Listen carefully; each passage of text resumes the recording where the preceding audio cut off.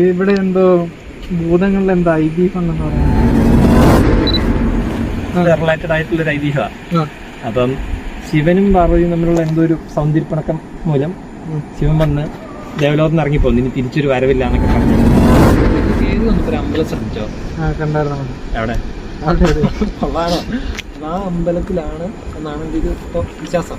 അവിടെ വന്ന് പുള്ളി അവിടെ കൂടി, അവിടെ എന്തോ അവിടെ ആയിട്ടങ്ങ് ഇരുന്ന്. അപ്പം അങ്ങനെ കുറേ കാലങ്ങളായി. ഇപ്പം പാർവതി ദേവി ആദ്യം ആലോചിച്ചുകൊണ്ടിരുന്നു ഓർക്കണ്ടിരുന്നു, പോയിട്ട് കുറച്ച് കഴിയുമ്പോൾ ദേഷ്യം മാറുമ്പോൾ വരും. പക്ഷെ പുള്ളി മാസങ്ങളായി, ആഴ്ചകൾ മാസങ്ങളൊക്കെ ആയിട്ട് പുള്ളി തിരിച്ചു വരുന്നില്ല. അപ്പം ദേവിക്ക് എങ്ങനെയും ശിവനെ തിരിച്ചു കൊണ്ടുവരണം. അങ്ങനെ പുള്ളിക്കാരി വന്നിട്ട് ഇവിടെ ആലോചിച്ച് കഴിഞ്ഞപ്പം ഒരു വഴി കണ്ടതാണ്. ഈ പുഴ ഡാം കെട്ടി അടച്ചു കഴിഞ്ഞാൽ വെള്ളം പൊങ്ങി ഈ പ്രദേശം മുഴുവൻ പൊങ്ങുമല്ലോ.